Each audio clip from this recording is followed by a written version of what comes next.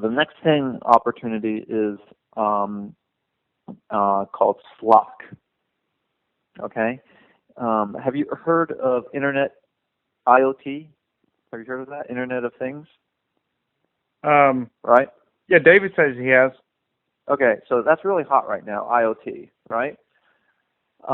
Imagine IoT, like things connected to the internet that's controlled by the Ethereum blockchain using smart contracts. Does that make sense? Yeah, okay, so give me some examples here. All right, so I'll give you this really example. All right, the slogan of this thing is, if you can lock it, you can slock it. Okay? Is what it it like, does, are you saying flock, like block? Slock, SLOCK.IT. Slock. Okay. All right. If you can lock it, you can slock it. Right. So this is a play where there's two parts of this. It's the software that they're developing on Ethereum, and then there's the hardware that is controlled by the Ethereum blockchain. Okay. So the idea is that this is the first time we're going to be able to do like smart property, right?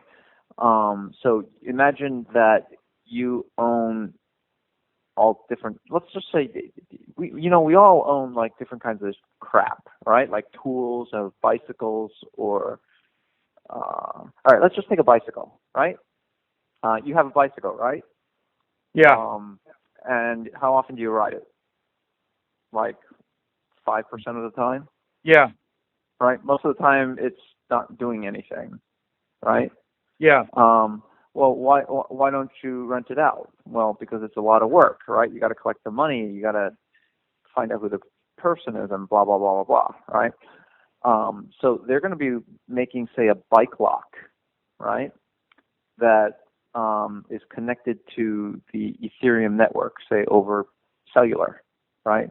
It's actually an Ethereum node, and you can unlock the lock by paying ethers to the lock, right?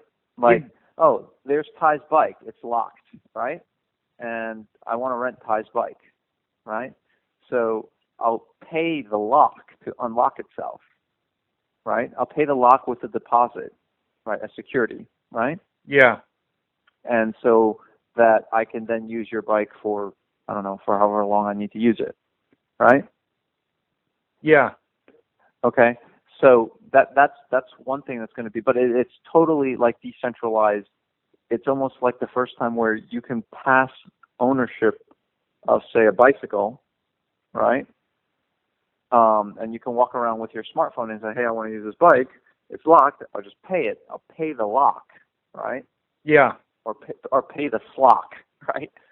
And it will unlock itself, and then I can go ahead and ride your bike around for a day, right? And then when there'll be a GPS chip in it, so it knows where you are. And then when I'm done with it, I just lock it to any place, and then you know where your bike is because it's, you just go there and get it.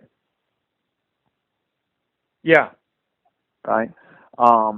So that is okay. So that's the product, right? The product is the whole sharing economy, right? Where you can start loaning out all different crap, your tools, your anything you can put a lock on, right?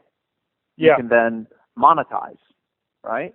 Because you can just simply put a lock on it, and people who want to use it, they can just say, all right, I need a saw, and then I'm going to just go and borrow my neighbor's, right? I'm going to go to this locker and pay the slock, and get his saw that I need for the day, and then put it back, return it when I'm done with it, right? Instead of having to go buy my own, right? Yeah. And it's going to be huge because most people own tons of crap they don't use, right? They might. I mean, if you think about what people have, they buy this stuff, they use it once or twice, and then it never gets used again, right? Okay, so do they have a date for their IPO? No, they don't yet. They don't. You can get on the mailing list. Okay. Yeah. so that's one thing. Now on the business side of it, it's going to be like a decentralized autonomous organization.